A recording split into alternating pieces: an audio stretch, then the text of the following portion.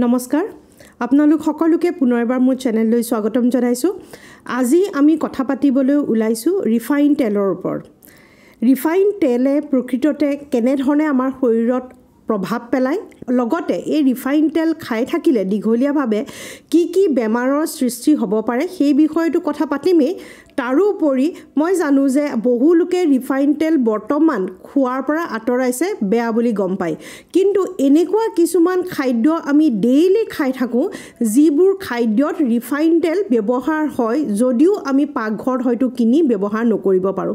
আহকচোন সেই ৰিফাইন তেল লুকাই থকা খাদ্যকেইটাৰ বিষয়েও জানিবলৈ চেষ্টা কৰোঁ।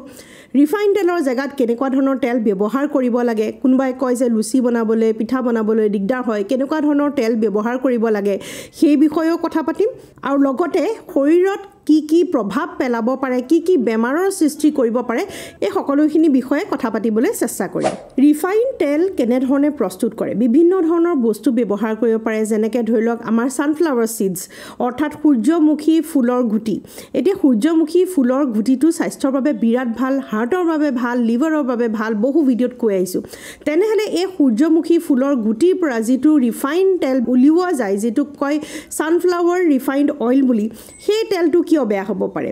কাৰণ সেই ছানফ্লাৱাৰ চিডছৰ ব্যৱহাৰ হ'লেও তাক ইমান প্ৰচেছৰ থ্ৰুদি নি গৈ থাকে যে গোটেই তাত থকা ভিটামিন নিউট্ৰিশ্যনখিনি নাইকিয়াটো হয়েই, লগতে সেই কেমিকেল ৰিয়েকশ্যন হৈ তাৰ যিটো কেমিকেল কম্বিনেশ্যন এটা বনে সেই কম্বিনেশ্যনটোৱে আমাৰ শৰীৰত বহুতখিনি অপকাৰ কৰে। তেলত সাধাৰণতে ভিটামিন ই, এণ্টি অক্সিডেণ্টছ এইবোৰ থাকিব লাগে, কিন্তু ৰিফাইন তেলত এইবোৰৰ অভাৱ হয় কেমিকেল প্ৰচেছৰ থ্ৰুদি গৈ থকাৰ ফলতে। লগতে এই কেমিকেল প্ৰচেছৰ থ্ৰুদি গৈ থাকোঁতে যিবোৰ টক্সিনছ তাত গোট খাই গৈ থাকে সেই টক্সিনছবোৰে যথেষ্ট পৰিমাণে আমাৰ লিভাৰত প্ৰভাৱ পেলায় আৰু লিভাৰত বহুতখিনি প্ৰভাৱ পেলোৱাৰ ফলতে অপকাৰ কৰিবলৈও আৰম্ভ কৰে। ফেটি লিভাৰৰ দৰে সমস্যাও এই ৰিফাইন তেল অত্যন্ত বেছি ব্যৱহাৰ বাবে হ'ব পাৰে। আমাৰ কোষখিনি প্ৰটেক্ট কৰে পলিফেনলে, আৰু এই পলিফেনল প্ৰকৃততে তেলত পোৱা যায়, কিন্তু ৰিফাইন তেলত এই পলিফেনলৰ সম্পূৰ্ণ অভাৱ, আৰু সেইবাবে আমাৰ কোষসমূহৰ যি মেমব্ৰেইন বাহিৰৰ যিটো লেয়াৰ সেইটোক ছাপৰ্ট কৰা সেই পলিফেনল সেই তেলত অভাৱ হৈ পৰে। এতিয়া আমি সেই তেলত কি নাই সেইখিনিতো গম পালোঁ, এতিয়া বুজিবলৈ চেষ্টা কৰোঁ যে সেই তেলত কি আছে যিটোৱে আমাক অপকাৰ কৰে। ৰিফাইন তেলসমূহ অকল যে ছানফ্লাৱাৰ চিডছৰ পৰাই বনাই নহয়, কেতিয়াবা চয়াবিনৰ পৰা বনায়, কেতিয়াবা কেনলাৰ পৰা বনায়, বেলেগ বস্তুৰ পৰা বনোৱা যায়। আৰু এই যিটো ৰিফাইন তেল সেই ৰিফাইন তেলত ভৰপূৰ পৰিমাণে ওমেগা 6 ফেটি এচিডছ পোৱা যায়। ওমেগা 6 ফেটি এচিডছ বাঢ়ি যোৱাৰ ফলতে আমাৰ শৰীৰত যিটো বেলেঞ্চ মেইনটেইন কৰি ৰাখিব লাগে ওমেগা 3 আৰু ওমেগা 6ৰ সেই বেলেঞ্চৰ খেলিমেলি হৈ যায়, যাৰ ফলতে আমাৰ শৰীৰত বহুত ডাঙৰ প্ৰভাৱ যেনেকৈ ইনফ্লামেটৰী কণ্ডিশ্যনসমূহ বাঢ়ি যায়। ইনফ্লামেটৰী কণ্ডিশ্যনছ বাঢ়ি গ'লে আমাৰ শৰীৰত ভৰপূৰ পৰিমাণে বিষ, জ্বৰ লগা,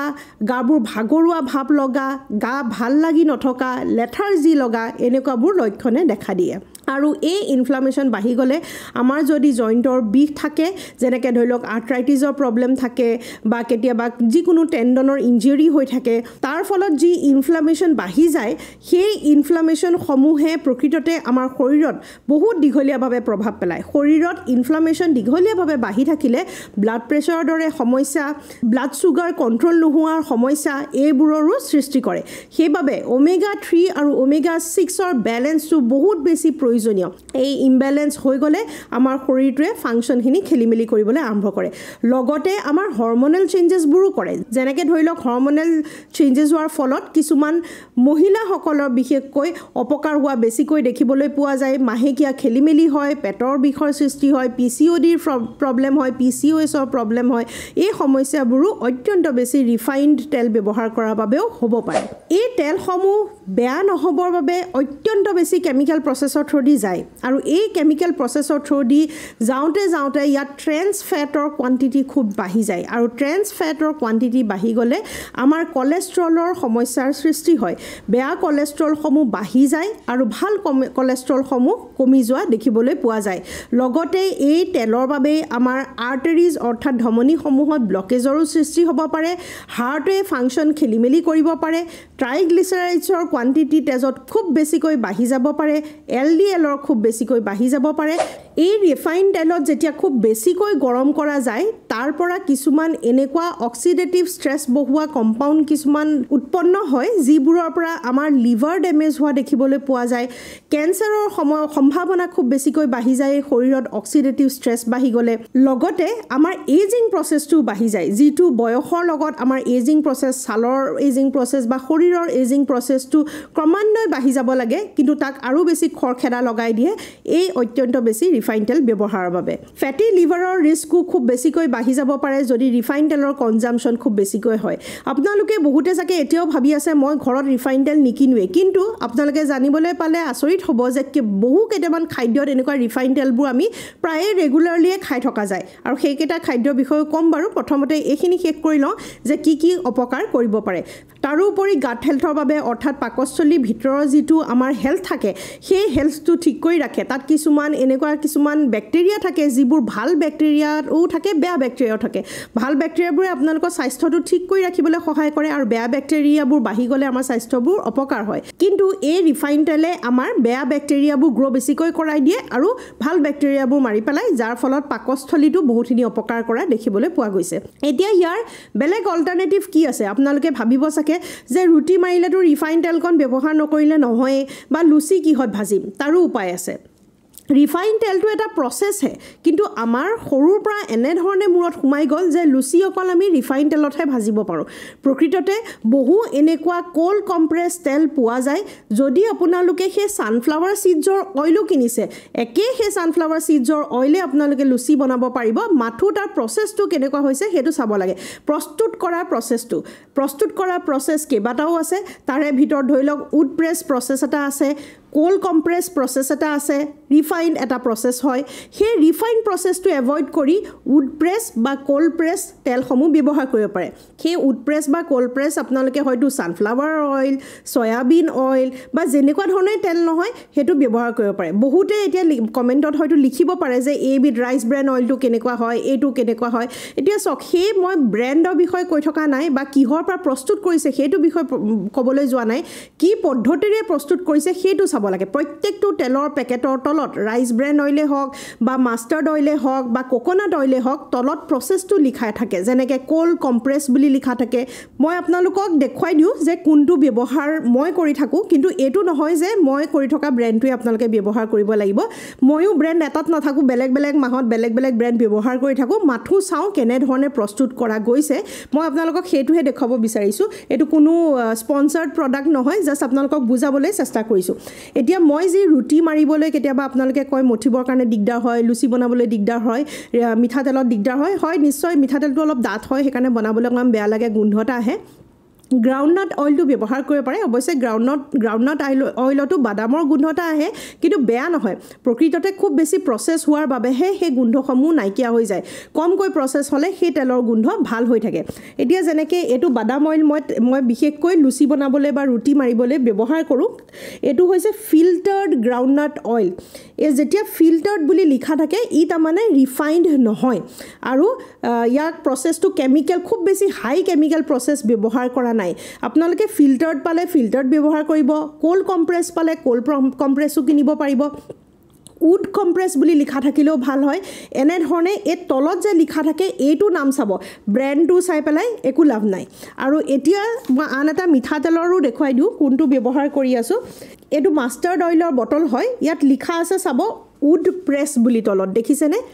ধৰিব পাৰিছে নাই ক'ব নোৱাৰোঁ তলত লিখা আছে উড প্ৰেছড বুলি আৰু উড প্ৰেছ মানে এইটো ৰিফাইণ্ড নহয় মিঠাতেলৰো তেনেকৈ ভাগ আছে উড প্ৰেছড হয় নে নহয় যিটো তেলত একো লিখা নাথাকে সন্দেহ থাকিলে নিকিনিবই এতিয়া যিসকলে ঘৰত ৰিফাইন তেল ব্যৱহাৰ নকৰে তেওঁলোকে বাৰু দিনটোত ৰিফাইন তেল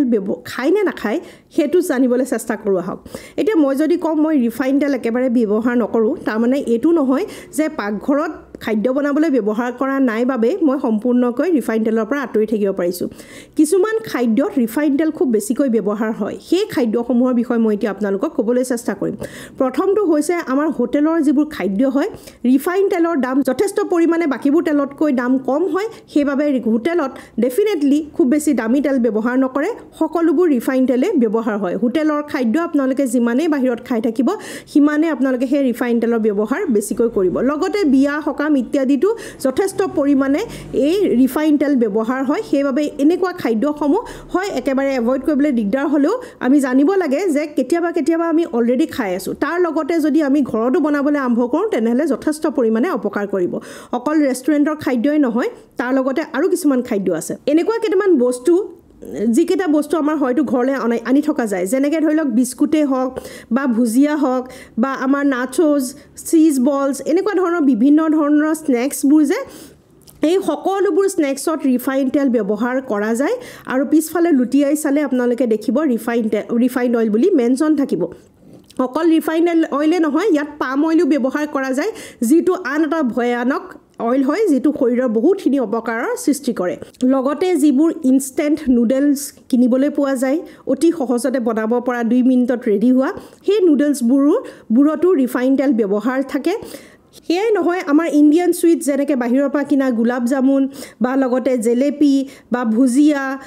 egg puff veg puff samosa এই সকলোবোৰতে ৰিফাইন তেল ব্যৱহাৰ থাকে এতিয়া বাৰু কওকচোন আমি কোনে ক'ব পাৰিম যে মই সম্পূৰ্ণকৈ ৰিফাইন তেল ব্যৱহাৰ নকৰোঁ বুলি নিশ্চয় কোনেও ক'ব নোৱাৰোঁ সেইবাবে এই বাহিৰা বস্তুবোৰ যিমান পাৰোঁ আমি অলপ কমাই খাব লাগে একেবাৰেতো এভয়েড কৰিবলৈ কঠিনেই হৈ পৰিছে আজিকালি কিন্তু যিসকলে পাৰিছে সঁচাকৈ মানিব লাগিব